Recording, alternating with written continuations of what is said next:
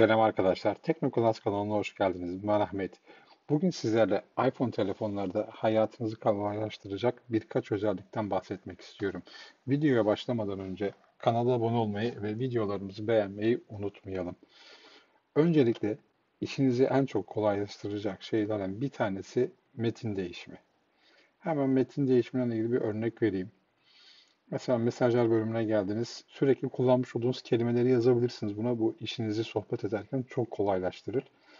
Mesela canım yazacaksınız. CM yazdığım zaman direkt olarak çıkıyor, görüyorsunuz. Gönderiyorum. Veya bir yere adresinizi yazmanız gerekiyor. Buradan mesela adrs diye kaydettim ben. Buradan hemen adres bilgisi geldi. Ya da IBAN numarasını bir arkadaşınıza falan göndereceksiniz. İhtiyacınız vardır. Mesela bunda kısa yolunu ben Triban diye bir şey yaptım. Hemen görüyorsunuz IBAN numarası geliyor. Buradan tak diye gönderebiliyorsunuz. Bunu klavyeyi kullandığınız her bölümde yapabiliyorsunuz. Hani WhatsApp, Twitter, ondan sonrasında Instagram. Yani sohbet bölümü olan her yerde bu özelliği kullanabilirsiniz.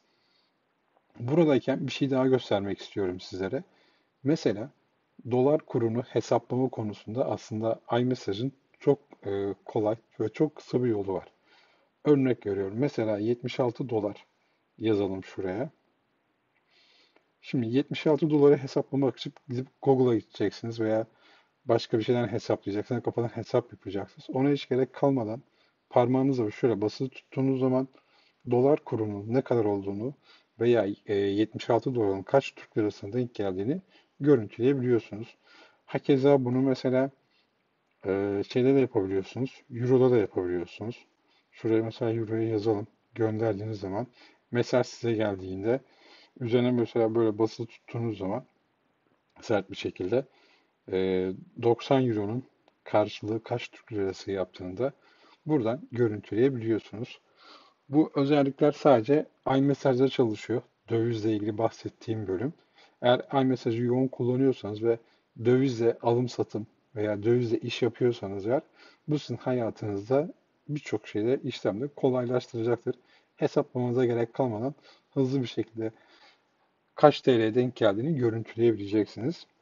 Bunun yanı sıra size bu ekrandayken mesela normalde iPhone telefonlarda ekran gezmek için şöyle yukarı kaydırıyoruz ve açık olan sayfaları görüntüleyebiliyorsunuz buradan gördüğünüz üzere. Mesela bunun daha kısa bir yolu var. Gelelim tekrar mesajlar bölümüne. Şu alttaki uzun çizgi yani home tuşu olarak gelen çizgiyi şöyle sağa sola kaydırarak ekranlar arasında rahat bir şekilde geçiş sağlayabiliyorsunuz. Başka hiçbir yere gitmenize gerek kalmadan bu işlemleri yapabiliyorsunuz. Heh, bu az önce göstermiş olduğum metin değişim işlemini nereden yapacaksınız? Ayarlar, ayarlar içerisinde genel, genel içerisinde klavye, klavyenin içerisinde metin değişimi diye yazıyor zaten. Benim burada hazırlamış olduğum birkaç tane kelime var zaten. Bunları yapabiliyorsunuz, ayarlayabiliyorsunuz. Onu yapmak için de sağ üstteki artı şuna basıyorsunuz. Öncelikle hangi kelimeyi yazmak istiyorsanız veya neyi yazmak istiyorsanız onu yazıyorsunuz. Mesela merhaba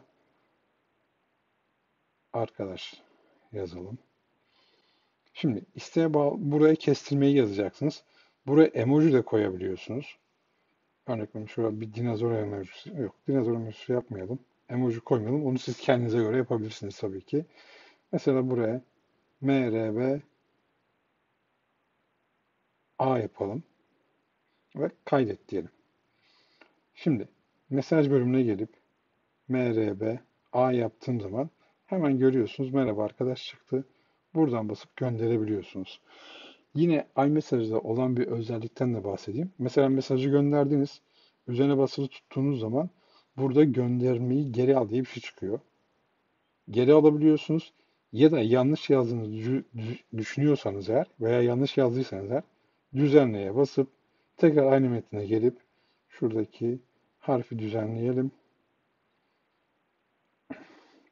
ve tekrar gönderelim. Bu iPhone daha sonra Apple cihazlarda 16 sürüm üzeri olan telefonlarda çıkar. Daha eski bir sürüm kullanıyorsanız bunu görmezsiniz. Onu söyleyeyim ben size. Burada düzenlendi diye yazıyor. Ya da parmağınızı basılı tutup geri al diyebiliyorsunuz. Bu şekilde kayboluyor gördüğünüz gibi sizin ekranınızdan. Eğer karşı taraf okumamışsa karşı tarafta da bu mesaj kaybolacak ama karşı taraf okunduğu için şu an için karşı taraf görmeye devam ediyor onu. Ondan dolayı şu an için burada görüyorsunuz.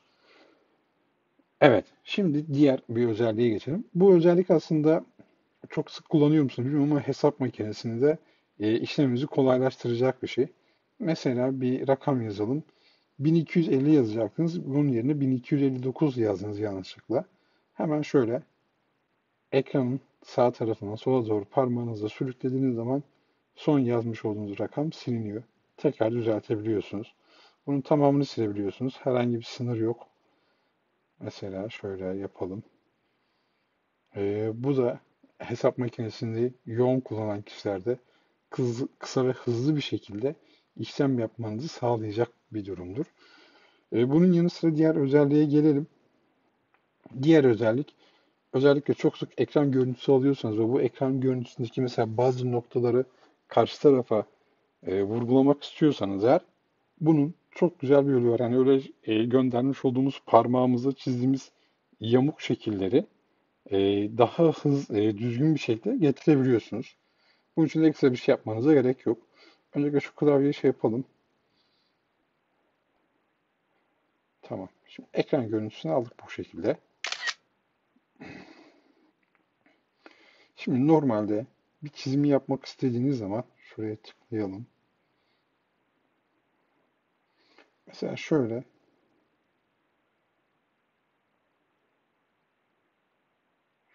gönderiyorsunuz mesela. Buranın dikkatini çekmeye çalışıyorsunuz ya. Aslında buna gerek kalmadan şöyle bir şey yapabilirsiniz. Daha düzgün şekil gönderebilirsiniz. Öyle söyleyeyim sizlere. Şöyle yuvarlak içine aldınız mı? Parmağınızı kaldırmayın. Tak daire şeklinde geliyor. Ya da mesela şuraya ok çizeceksiniz.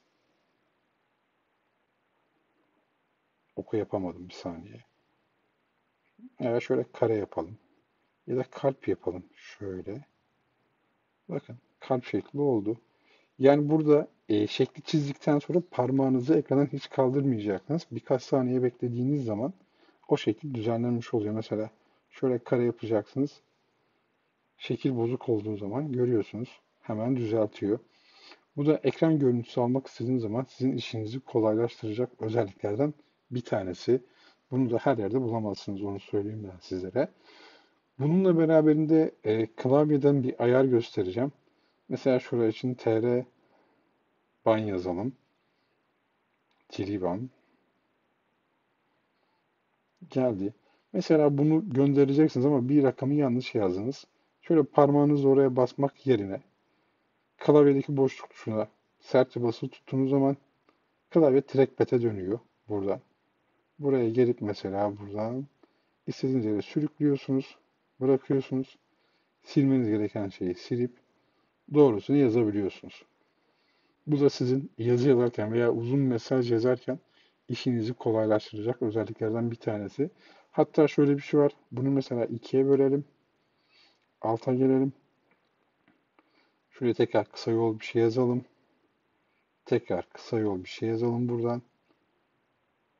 Gördüğünüz gibi bunlar kısa yollar olarak geldi karşınıza. Şimdi buradan mesela sadece bir seçki bölümü silmek istiyorsunuz seçerek. Onu da şöyle yapıyorsunuz. Yine trackpad konumuna getiriyorsunuz. Boşluk tuşuna basarak ekranın sağ tarafında şu klavyede büyük harf yapan tuş var ya, ona trackpad konumundayken bir defa basıp klavye istediğiniz yere götürüp o kısmı seçip silebiliyorsunuz. Bu da özelliklerden bir tanesiydi. Bunun yanı sıra diğer özelliğe gelelim hemen. Diğer özellik ise haber sayfalarında ya da herhangi bir yerde bir yazı okuyorsunuz ve bu okumuş olduğunuz yazıda bilmediğiniz bir kelime geçiyor. Sözcük anlamını merak ediyorsunuz diyelim. Mesela şuradan bir basalım.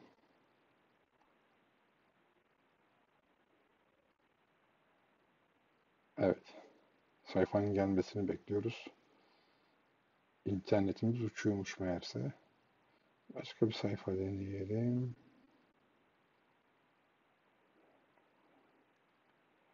Yine aynı şekilde sayfa.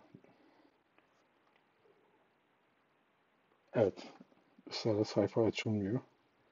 O zaman Safari'ye girin. Evet, mesela ben burada bir örnek olarak basmışım.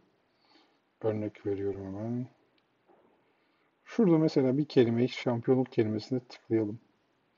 Burada üzerine basılı seçili konuma geldikten sonrasında araştır var. Araştıra bastığımız zaman bunun sözcük anlamı, bununla beraber ne web site önerileri, başlıkları çıkıyor. Yani direkt olarak hiçbir kelimeyi girip Google'da aratmanıza gerek kalmadan herhangi bir kelimenin üzerine basılı tutup böyle araştır kelimesi çıktıktan sonrasında onun kelime anlamını bulabiliyorsunuz. Bu da sizin hayatınızı kolaylaştıracak diğer özelliklerden bir tanesi. Şimdi bu kadar. Bu özelliklerin yanı sıra diğer özellikleri de gün geçtikçe kanalımıza göreceksiniz.